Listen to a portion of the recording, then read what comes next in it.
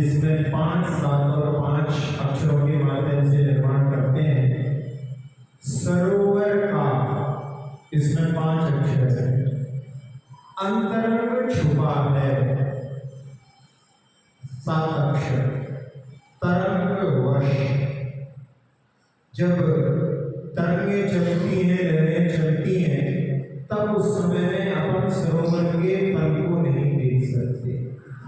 तो सरोवर के लिए अपन तल को देखना चाहें तो उसमें यदि लहरें नहीं चल रही हो तभी उसके अपन नीचे के तल को देखने में समर्थ होते हैं।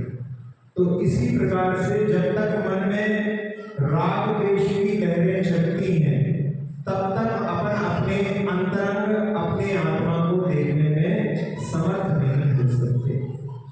आचार्य जी ने यह हाइकु लिखा। मूलतः आचार्य पूज्यपाद स्वामी ने एक उनका आध्यात्मिक ग्रंथ है समाधि तंत्र, जिसको समाधि शतक भी बोलते हैं। उसमें उन्होंने राग द्वेषादि कल्लोलै रलोलम यन् मनोजनम स पश्यत्यात् मनस्तत्वं तत्तत्वं नेत्रोजना, कि जब तक राग द्वेष रूपी लहरें चलती रहती हैं तब तक वहां पर जो मन रूपी जल है वो वहां पर स्वच्छ नहीं होता, और जिसका मन रूपी जल स्वच्छ नहीं होता वो आत्म तत्व को देखने में समर्थ नहीं होता। तो जो संसार का कारण है वो राग द्वेष का ही कारण है। राग द्वेष के कारण ही जीव अनादिकाल से संसार में परिभ्रमण कर रहा है। जहाँ आचार्य कुंद स्वामी ने पंचास्तिकाय ग्रंथ में कि संसार का कारण क्या है, तो उसमें लिखा उन्होंने कि संसार में जीव के परिणाम होते हैं और परिणामों के माध्यम से वो एक गति से दूसरी गति में पहुंच जाता है, और जब जिस गति में जाता है वहां पर उसके देह का निर्माण होता है। देह का निर्माण बिना इंद्रियों के नहीं होता। जैसे भवन का निर्माण होता है तो ऐसा कोई भवन नहीं होता जिसमें कोई द्वार खिड़की ना हो, तो ऐसे ही कोई जीव नहीं होता जिसकी देह में कोई इंद्रिय ना हो। तो जब इंद्रियों का निर्माण होता है और इंद्रियों को ग्रहण करने के बाद में जीव उनके माध्यम से विषयों को ग्रहण करता है, और जब विषयों को ग्रहण करता है तो उसमें राग द्वेष होते हैं, और राग द्वेष के कारण में फिर जो है कर्मों का बंधन होता है। कर्म से फिर उसको जो है एक गति से दूसरी गति, ऐसा अनादिकाल से जीव के परिभ्रमण का कारण आचार्य कुंद महाराज ने बताया।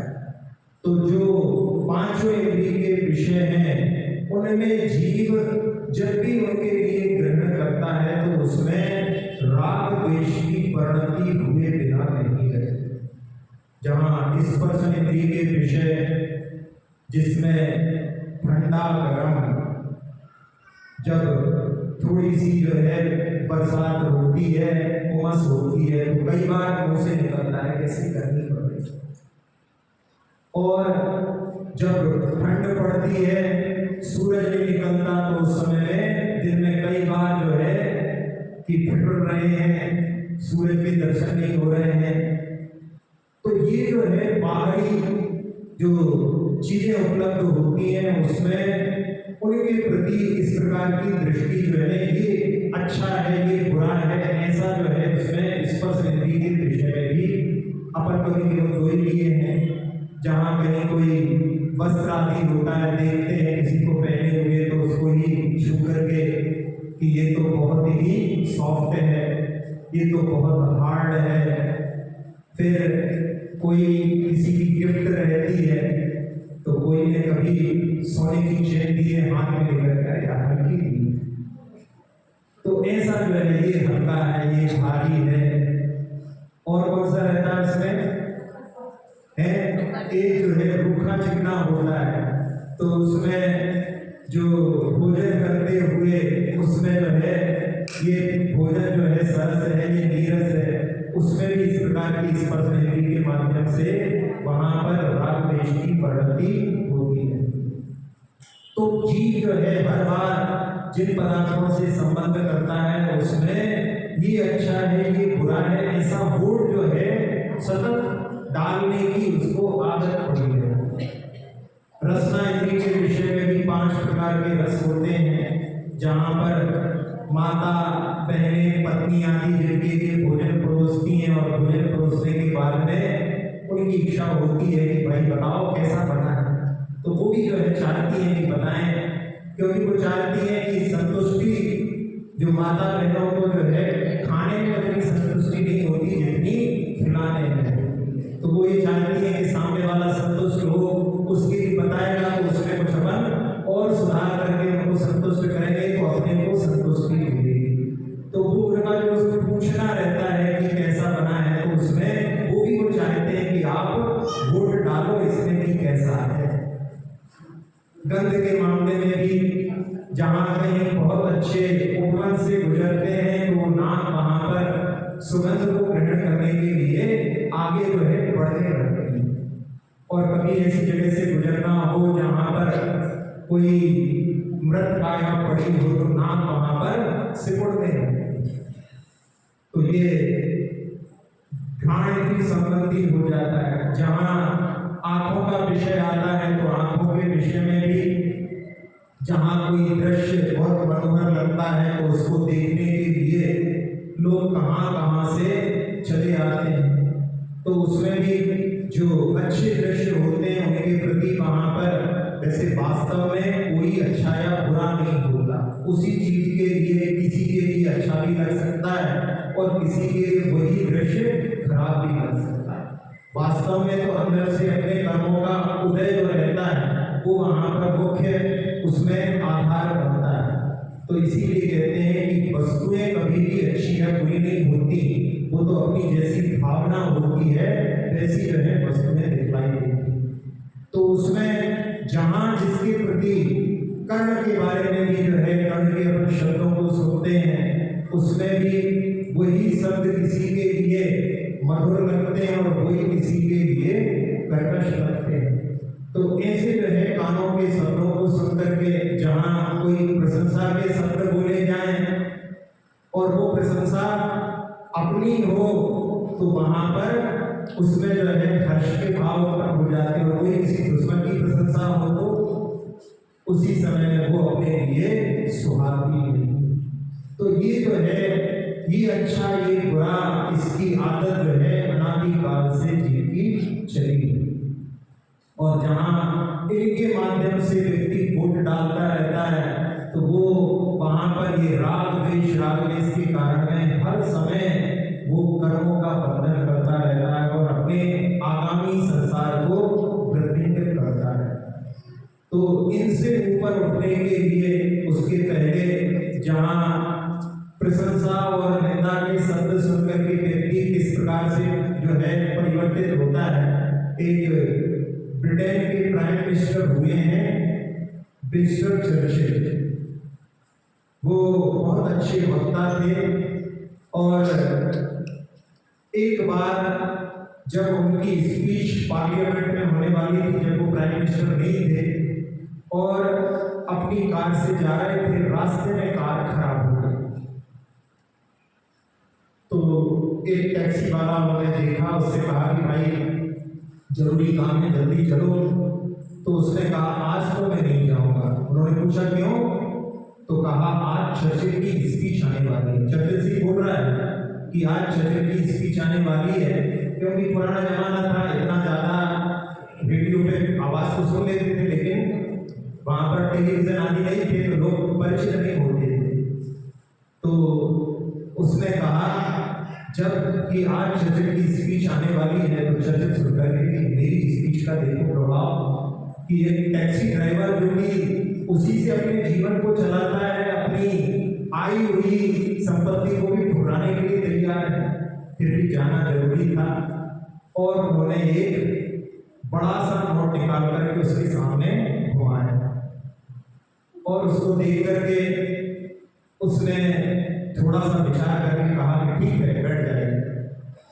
वो बैठ गए पीछे, गाड़ी आगे बढ़ी और आगे बढ़ने पर उन्होंने पूछा क्यों भाई तुम तो पहले बोल रहे थे कि तुम्हें स्पीच सुनना है, अब क्या हो गया? तो उसने कहा चर्चिल को मारो गोली, हमें तो पैसे से मतलब। अब वो वहां पर सुनकर के जो पहले अपनी प्रशंसा सुनकर के फूल रहे थे, अब जैसे किसी ने गुब्बारे में सुई लगा दी हो, सारी हवा निकल गई। तो उस समय में चर्चिल ने लिखा अपने संस्मरण में कि अपन ऐसे पदार्थों को या बाहरी पदार्थों के माध्यम से अच्छा है या बुरा है, इस प्रकार से हम उससे प्रभावित होते रहते हैं। वास्तव में अपना इसमें कोई भी अपना अस्तित्व का जो है प्रतीक नहीं रहता है, पर बाहरी चीजों से प्रभावित होते रहते हैं। और उसके कारण में ही जिसमें अपन जिस विषय को ले रहे हैं कि बस ऐसा नहीं, ये अच्छा है ये बुरा है, ये सतत अपनी प्रक्रिया चलने के कारण में अपन इससे कभी ऊपर नहीं हो पाते। और इससे ऊपर उठने का मार्ग जहाँ में बताया है कि जहाँ मनोजेंद्रिय विषय रागत द्वेष वर्जनानि पंच, जहाँ अपरिग्रह वृत्ति भावनाओं में पांच भावनाएं आती हैं, तो पांचों इंद्रिय के विषय चाहे मनोज्ञ हो चाहे अमनोज्ञ हो, उनके प्रति राग द्वेष नहीं करना। और जब उसका प्रयास करते हैं तो उसके माध्यम से अपन उन चीजों से प्रभावित नहीं होते, तो उसके माध्यम से फिर अपना ज्ञाता दृष्टा भाव उत्पन्न होता है। अपन अभी पदार्थों को देख करके बहुत जल्दी उससे प्रभावित हो जाते हैं, अपन उनके बारे में समीचीन रूप से विचार नहीं कर पाते। जो अपनी पहले धारणा बनी होती है उसी प्रकार से हम उसके बारे में जल्दी से जो है कुछ ना कुछ अच्छा या बुरा का वोट डाल देते हैं, और वो आदत बनी रहती है। तो जहाँ कोई परिचित भी नहीं होता, वहां पर भी जैसे अपनी बिल्डिंग में खड़े हुए हैं, जुलूस निकल रहा है जिसमें कोई भी अपना परिचित नहीं है, लेकिन फिर भी उनको देख करके देखो वो कैसे चल रहा है, वो कैसा चल रहा है, वो देखो बिल्कुल जैसे कैटवॉक कर रहा हो मंच पर, ऐसे चल रहा है। तो ऐसे करके अपन जो है उसमें राग देश है, उसमें भी अपनी परिणति इस प्रकार की चलती है। तो एक ज्ञाता दृष्टा भाव, साक्षी भाव, किसी दृश्य को देख रहे हैं और उससे प्रभावित हुए बिना केवल उसको जानना देखना, ये जब होता है तब उस समय में राग देश की परिणति ना होने के कारण में उतनी देर तक जो है अपन जब तक ज्ञाता दृष्टा भाव साक्षी भाव बना रहता है तब तक अपन उसके प्रति कोई भी वोट नहीं डालने के कारण में उतनी देर तक निर्बंध रहते।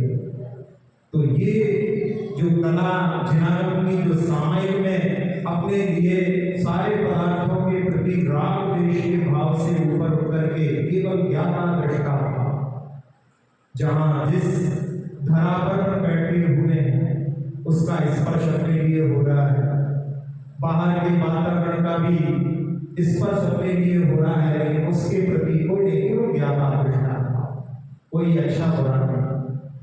खाली जिह्वा मुख के अंदर है, वहां पर भी खाली कोई भी पदार्थ नहीं है, लेकिन फिर भी उसके जो तंतु है उसके माध्यम से वहां पर रस, उसका भी जो वहां पर ज्ञान हो सकता है, लेकिन उसके प्रति भी अच्छा बुरा का भाव नहीं रखना।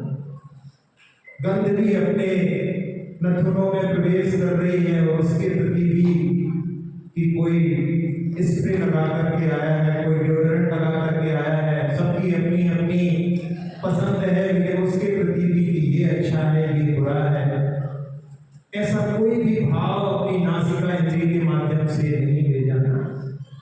और यदि नेत्र बंद भी हैं तो भी बंद नेत्रों में भी आंखों के माध्यम से कुछ रंग उभरते हैं, उनके प्रति भी कोई अच्छा बुरे का भाव नहीं करना। और कान में भी आते हुए शब्दों को जहाँ पर कोई मधुर ध्वनि भी आ सकती है, कोई कर्कश ध्वनि भी आ सकती है, लेकिन उसके प्रति भी कोई राग देश की परिणति को नहीं ले जाना, केवल ज्ञाता दृष्टा भाव से, साक्षी भाव से बस केवल उसको देखते रहना।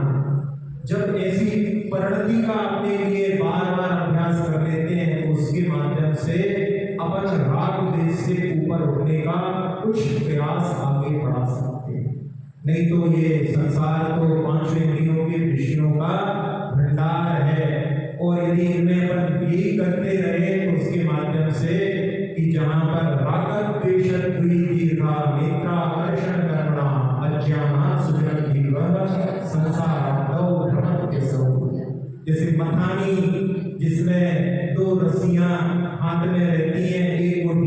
छोड़ता है, एक को खींचता है और उसके कारण में मथाई घूमती है। बस ऐसे ही राग देश रूपी तो दुनिया अपने लिए हर पदार्थ के प्रति अपन को खींच करके छोड़ करके, और उसमें लगता ऐसा है कि वो पदार्थ घूमेगा नहीं, उसमें जीव स्वयं जो है संसार रूपी समुद्र में अनादि काल से भ्रमण कर रहा है। उसमें कारण और कोई नहीं, बस केवल ये बार बार ये अच्छा है ये बुरा है, ये परिणति सतत अनादि काल से चली आ रही है। तो आचार्य जी ने ये हाइकु जिसमें कि सरोवर का अंतरंग छुपा है तरंग वश, और वो तरंग अपन स्वयं ही उत्पन्न करते हैं। यानी शांति से यदि अपन ज्ञाता दृष्टा भाव से किसी भी पदार्थ के बारे में विचार करें तो फिर वहां पर तरंगें उत्पन्न नहीं होगी। लेकिन जो संस्कार पड़े हुए हैं, जो इसके लिए ये अच्छा है ये बुरा है, इस प्रकार की जो आदत पड़ी हुई है, उसके वशीभूत होकर के अपन बार बार यही करते रहते हैं, और उसके कारण में अपन अपने आत्म तत्व से या अपने ज्ञाता दृष्टा भाव से कभी परिचित नहीं हो पाते। आदत एक ऐसी चीज है कि पड़ जाती है तो वो बार बार होती है। उसके लिए इंग्लिश में एक शब्द आता है हैबिट। हैबिट को जो है आदत कहा जाता है, और हैबिट एक ऐसा शब्द है जिसमें एच को दूर कर दिया जाए तो बचता है एबिट। एबिट का भी कुछ होता है, और उसमें से ए को हटा दो तो बिट बचता है। बिट का भी कुछ होता है, और बी का जो है यदि हटा दिया जाए तो इट यानी वो भी ए बचता है, और इट में से आई हटा दो तो बचता है टी यानी चाय, जिसकी आदत से बहुत सारे लोग यहाँ पर भी प्रसिद्ध होंगे। तो ऐसा जो है हैबिट आदत पड़ जाती है, इसलिए अपने को अनादि काल से अच्छा बुरा हमेशा जो है हर पदार्थों के बारे में सोचने की बोलने की आदत पड़ी रहती है। तो उसके कारण में अपन अपने ही जो सरोवर है उसको अपन स्वयं तरंगायमान कर लेते हैं, और उसके माध्यम से कभी भी अपने आप से परिचित होने का जो मार्ग प्रशस्त हो सकता है उससे अपन कभी भी परिचित नहीं हो पाते। तो ऐसे इस आचार्य जी के हाइकु को लेकर के कि थोड़ी देर अपन केवल ज्ञाता दृष्टा भाव से कोई भी पदार्थ को देखें, उसके प्रति कोई भी रिएक्शन नहीं करना है, कोई भी उसके बारे में विचार नहीं करना है, बस जो जैसा है उसको बस वैसा जानो देखो। ये अपना आत्मा का स्वभाव है, लेकिन अनादिकाल के संस्कार के कारण हम उससे भ्रमित हो जाते हैं। तो अपने लिए ये थोड़ा सा प्रयास प्रतिदिन थोड़ी देर के लिए अपन मौन रह करके उस ज्ञाता दृष्टा भाव को, साक्षी भाव को, और साथ साथ में इस हाइकु को भी स्मरण रखते हुए अपन अपने आत्म तत्व को भी जानने का प्रयास इसके माध्यम से कर सकते हैं।